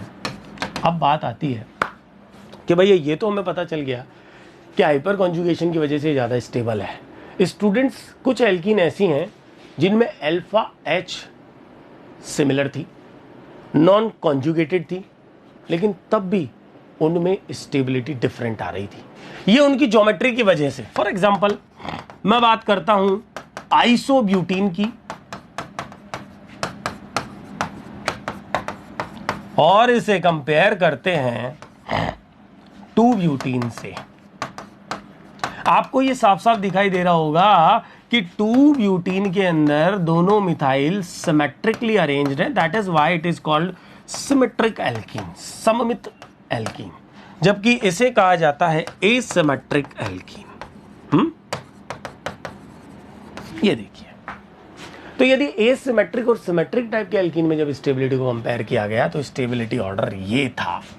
हम तो ये सोच रहे थे बोले सिमेट्रिक को होना चाहिए, सम्मित तरीके से अरेंज्ड है, हाँ रिपल्शन वगैरह भी नहीं है, लेकिन ऐसा नहीं था भैया, एसिमेट्रिक ज्यादा स्टेबल आ रही थी। सिमेट्रिक दोनों के अंदर चेक कर लो, अल्फा CH जो है वो बराबर हैं, लेकिन फिर भी क्यों, रीजन क्या। तो स्टूडेंट्स मैं आपको बता दूं कि एसिमेट्रिक जो है उसका हीट ऑफ हाइड्रोजनेशन जो है वो कम आ रहा था। ये तो एक्सपेरिमेंटल और ये थ्योरेटिकल कि भैया एसिमेट्रिक में यदि आप डिलोकलाइज इस तरह से हाइपर कॉन्जुगेटिंग स्ट्रक्चर बनाओगे तो देखना एक बार बना लेते हैं, समझ आएगी थोड़ी बहुत चीजें। क्या ट्रांजिशन स्टेट बना लेते हैं, एक बार ऐसा करते हैं। ट्रांजिशन स्टेट क्या कहती है कि सर कि साहब इसको मत दिखाइए, ट्रांजिशन स्टेट ये कहती है कि केवल इसे दिखा दो एक बार। केवल इसे दिखाने का फायदा कि बोले ये इस तरह से कर दें हम एक बार के लिए। देखो ये केवल एक एक्सप्लेनेशन है जो हम खुद बनाते हैं, हाँ जो ह्यूमंस खुद बनाते हैं, डेफिनेटली जो केमिस्ट खुद बनाते हैं, साइंटिस्ट खुद बनाते हैं एक्सप्लेनेशंस। फैक्ट तो आपको मैं बता ही चुका हूं। फैक्ट क्या है, तथ्य क्या है, एसिमेट्रिक ज्यादा स्टेबल आ रही है। कहां से निकाला है, एक्सपेरिमेंटली हीट ऑफ हाइड्रोजनेशन, जो भी आप थोड़ी देर में सीख जाओगे। एसिमेट्रिक का कम आ रहा था, सिमेट्रिक का ज्यादा आ रहा था, कम वाला ज्यादा स्टेबल होता है। अब ये देखो ना कि अगर आप ट्रांजिशन स्टेट लो तो स्टूडेंट एक तो ये चीज कि भाई ये इलेक्ट्रॉन इधर जाएंगे और यहां डिलोकलाइजेशन चलेगा। अब आप सोचो ये जो कैटायन है ये दोनों तरफ से स्टेबल हो रहा है। अब इसको कंपेयर करो किससे, 2-ब्यूटीन से। 2-ब्यूटीन के अंदर यदि हम इन इलेक्ट्रॉन को एक किसी भी साइड पे भेज दें मान लीजिए, तो हम देखेंगे कि यहां नेगेटिव यहां पॉजिटिव, इस तरह तो केवल और केवल 3 अल्फा CH से पॉजिटिव स्टेबल होगा।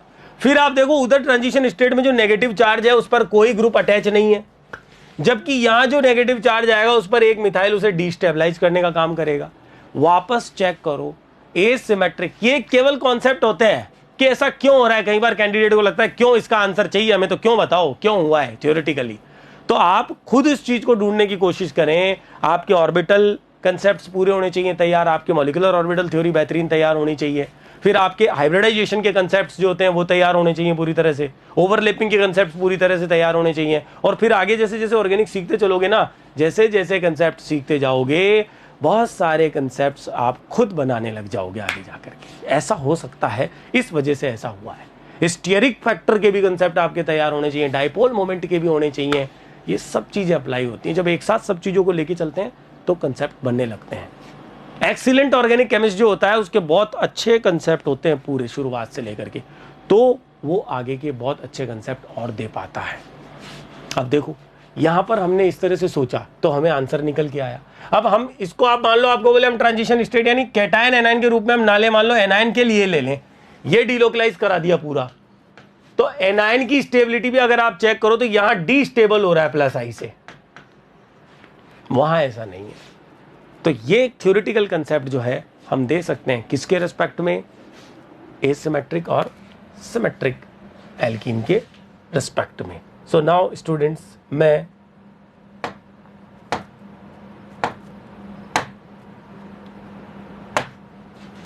ये बात कर ली है, और इससे जस्ट पहले मैंने आप लोगों से चर्चा जो की वो करी है नॉन कॉन्जुगेटेड एल्कीन में स्टेबिलिटी की। ये ध्यान रखना, आगे बात करता हूं मैं आप लोगों से, ये ध्यान रखना कि यदि सिमेट्रिक एल्कीन में बात की जाए तो एक चीज और ध्यान रख लेना, एल्कीन के चैप्टर से रिलेटेड चीजें यहीं डिस्कस हो रही है, फिर वहां नहीं करेंगे। ट्रांस एल्कीन जो होती है वो सिस एल्कीन से ज्यादा स्टेबल होती है।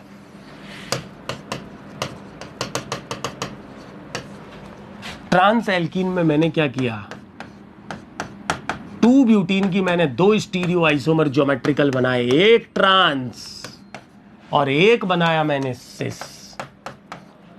तो स्टूडेंट्स, जो सिस है उसमें मिथाइल मिथाइल का रिपल्शन, साथ ही साथ डाइपोल मोमेंट की यदि आप बात करें जो इसका 0 नहीं आता है, जबकि इसका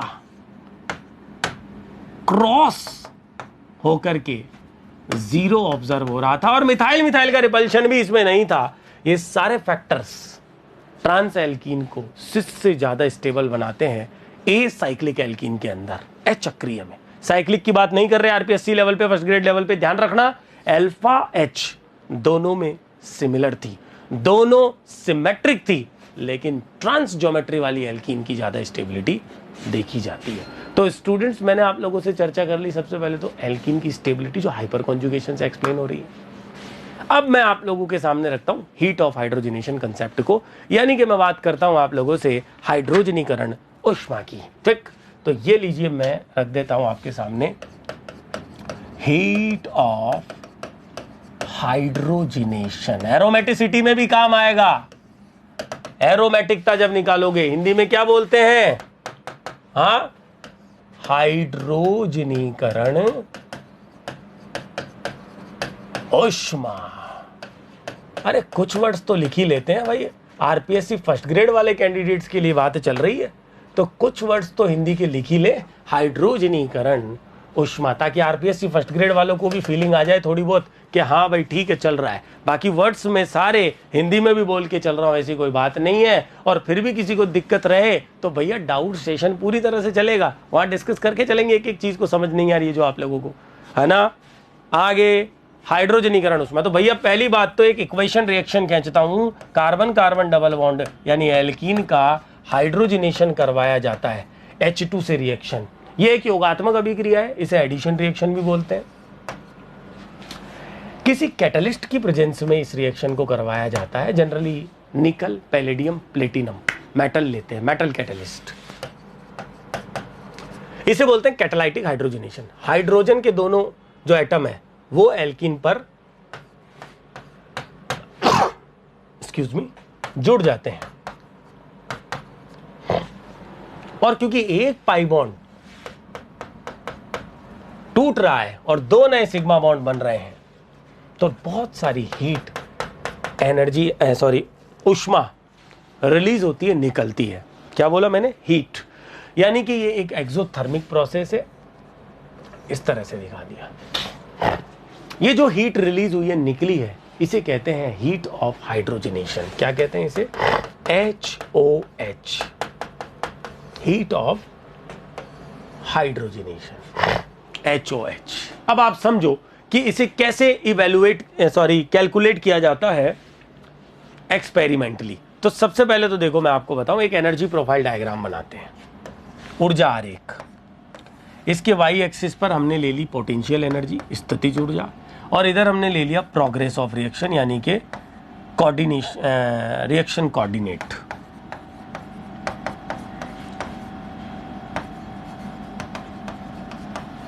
ठीक। और ये मैंने खींच दिया एक ऊर्जा आरेख आपके सामने, किस तरह से, ये देखिएगा, ये मैंने इस तरह से खींच दिया। ये तो वो प्रोडक्ट है और ये है रिएक्टेंट, और ये है एक्टिवेशन एनर्जी, और ये एनर्जी है रिएक्टेंट की यहां पे, और ये एनर्जी है प्रोडक्ट की यहां पे। प्रोडक्ट की एनर्जी कम है, रिएक्टेंट की ज्यादा है। दैट मीन्स ये जो एनर्जी है ये है heat of hydrogenation, HOH।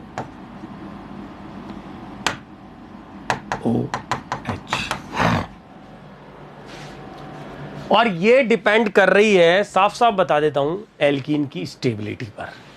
Theoretically, experimentally तो आप क्या करोगे, इसकी एंथैल्पी और इसकी एंथैल्पी दोनों का डिफरेंस, और वो जो आप गिब्स फ्री एनर्जी जिस तरह से आप थर्मोडायनेमिक्स में करते हो, उससे आप इसे कैलकुलेट कर लोगे। तो जाहिर सी बात है कि ये इस पर कैसे डिपेंड कर रही है, ये मैं आपको समझा देता हूं कि यदि एल्कीन स्टेबल होगी तो पोटेंशियल एनर्जी ग्राफ में वो उसकी एनर्जी कम आएगी। स्टेबल एल्कीन की एनर्जी कम आएगी तो एनर्जी जो रिलीज होगी वो डिफरेंस भी कम आएगा। और यदि एल्कीन की स्टेबिलिटी कम होगी तो उसकी एनर्जी ज्यादा होगी, पोटेंशियल एनर्जी। स्टेबिलिटी कम होती है तो पोटेंशियल एनर्जी ज्यादा होती है। पोटेंशियल एनर्जी के रेस्पेक्ट में आप कहते हो पोटेंशियल एनर्जी इनवर्सली प्रोपोर्शनल होती है स्टेबिलिटी के, सब्सटेंस की। तो स्टूडेंट, स्टेबिलिटी एल्कीन की कम तो एनर्जी ज्यादा तो ये डिफरेंस बढ़ गया, तो हीट ऑफ हाइड्रोजनेशन ज्यादा। तो इस हिसाब से रिलेशन क्या निकला, स्टेबिलिटी एल्कीन की बढ़ाते हो यानी ग्राफ, ये एनर्जी कम होगी तो हीट ऑफ हाइड्रोजनेशन कम, और यदि स्टेबिलिटी को कम करते हो तो ग्राफ में ऊपर जाएगी, डिफरेंस ज्यादा। That means stability of alkene is inversely proportional to the heat of hydrogenation. That's all.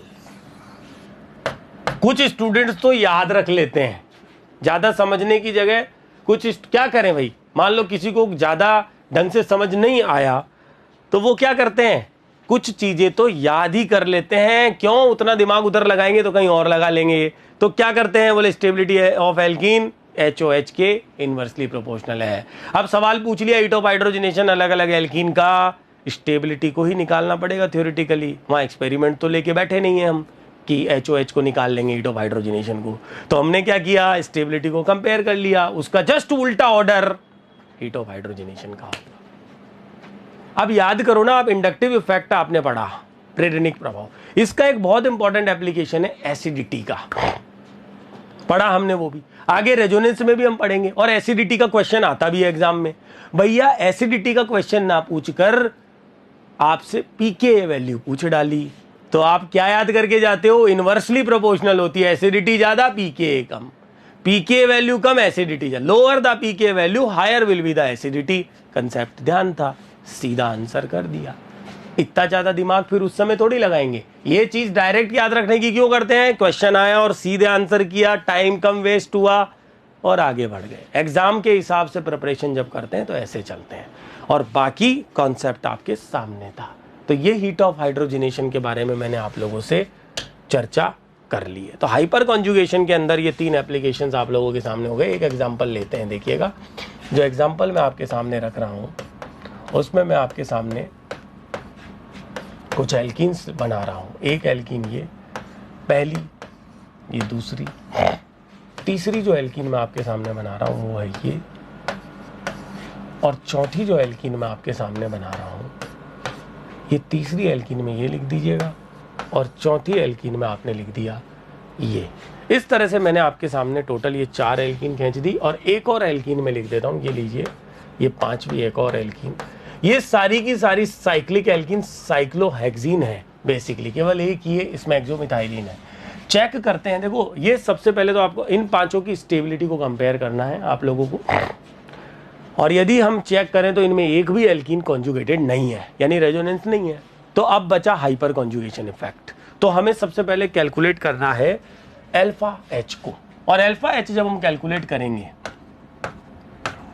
तो इस फर्स्ट नंबर वाली एल्कीन में 3 और 3 6, 2 8 और 2 10, यानी कि 10 अल्फा एच।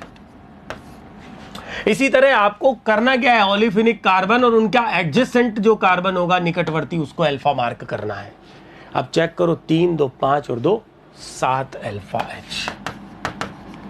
फिर चेक किया, 3 अल्फा एच, 4 अल्फा एच, केवल 2 अल्फा एच। 2 ही क्यों आए, क्योंकि इस वाली अल्फा पर 2 मिथाइल है, हाइड्रोजन नहीं है, इस पर 2 हाइड्रोजन है। ऑर्डर आपके सामने है। ऑर्डर क्या होगा, ऑर्डर होगा फर्स्ट सबसे ज्यादा, सेकंड उससे कम, फोर्थ उससे कम, थर्ड उससे कम, और फिफ्थ सबसे लीस्ट स्टेबल। यह है स्टेबिलिटी का ऑर्डर। यदि आपसे कहें हीट ऑफ हाइड्रोजनेशन, इसका जस्ट उल्टा होगा। सबसे लीस्ट स्टेबल एल्कीन जो होगी उसका हीट ऑफ हाइड्रोजनेशन सबसे ज्यादा आएगा।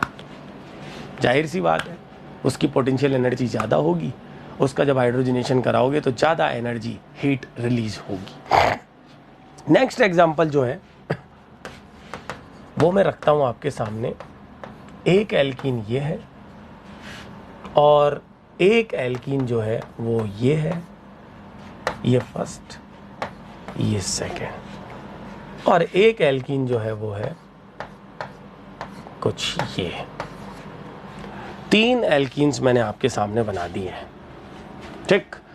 और अब यहां पर हम बात कर रहे हैं हीट ऑफ हाइड्रोजनेशन की, डिक्रीजिंग ऑर्डर की।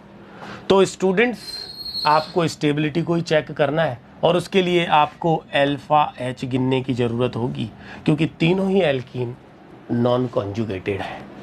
इसी तरह ऊपर वाले केस में यदि आप अल्फा एच बराबर आ जाती तो फिर आप सिमेट्रिक एसिमेट्रिक के कंसेप्ट को भी चेक कर सकते थे, एंड देन ट्रांस और सिस के कंसेप्ट को भी। लेकिन साइक्लिक एल्कीन में स्टूडेंट्स, ट्रांस की स्टेबिलिटी ज्यादा ना होकर सिस की स्टेबिलिटी ज्यादा आती है, बट यहां इस वक्त उस लेवल की कोई रिक्वायरमेंट नहीं है।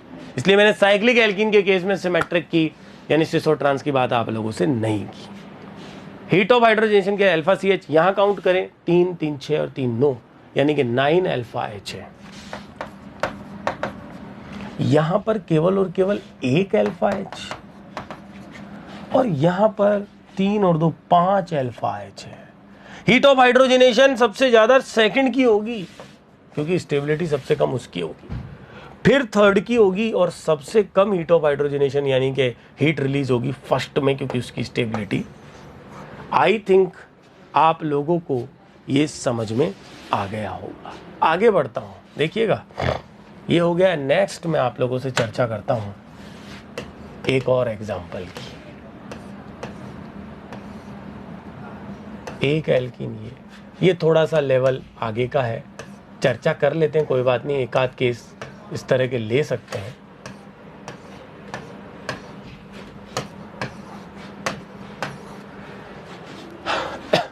मैं आपको बता दूं, जब 3 मेंबर रिंग के अंदर यदि कोई एल्कीन बन के आ जाए या उसके ऊपर डबल बॉन्ड लगा दें तो स्ट्रेन का कंसेप्ट काम करता है, और विकृति स्ट्रेन का कंसेप्ट ये कहता है कि भैया sp2 कार्बन जितने रिंग में होंगे, छोटी रिंग में, उतनी ही रिंग कम स्टेबल हो जाएगी। इस रिंग में केवल और केवल एक sp2 कार्बन है, जबकि इन रिंग्स में दो sp2 कार्बन है, और sp2 कार्बन जिसका बॉन्ड एंगल 120 डिग्री होता है, 60 डिग्री एंगल पे रिंग को बना रखा है। स्ट्रेन यानी विकृति बहुत ज्यादा है, स्टेबिलिटी और कम हो जाएगी। अल्फा एच को मत काउंट करना 3 मेंबर्ड में। पहले स्ट्रेन का कंसेप्ट, एक ही कार्बन है, स्ट्रेन कंपैरेटिवली कम है, फर्स्ट की स्टेबिलिटी मैक्सिमम थी, ये ध्यान रखना। उसके बाद सेकंड और थर्ड में दोनों में दो sp2 कार्बन रिंग में थे, तो कम स्ट्रेन दोनों में बराबर है। अब अल्फा एच गिने तो वो सेकंड में ज्यादा आएगी, तो सेकंड उससे ज्यादा स्टेबल थी, थर्ड सबसे कम। ये मैंने स्टेबिलिटी का ऑर्डर रख दिया, और ये आप लोगों की बात हो गई है हाइपर कॉन्जुगेशन की कंप्लीट। स्टूडेंट्स ये ध्यान रखिएगा कि 2 इलेक्ट्रॉनिक इफेक्ट हमने चर्चा करे। पहले हम इंडक्टिव इफेक्ट को पढ़ चुके हैं प्रीवियस वीडियो में, और यहाँ हमने हाइपर कॉन्जुगेशन को कंप्लीट कर लिया। और इससे रिलेटेड जितने भी मतलब कॉन्सेप्ट आरपीएससी या पीजीटी एग्जाम्स में पूछे जा सकते हैं, वो मैंने आप लोगों से चर्चा करी है। और इससे रिलेटेड क्वेश्चंस जो हैं वो आप लोगों को प्रॉब्लम शीट में देखने को मिल जाएंगे। प्रीवियस ईयर के क्वेश्चंस भी आप लोगों को शीट में देखने को मिल जाएंगे, प्रॉब्लम शीट के अंदर। तो ठीक है, नेक्स्ट के अंदर हम लोग वीडियो में डिस्कस करेंगे अनुनाद यानी रेजोनेंस को। अभी आप लोगों से विदा लेते हैं, गुड बाय।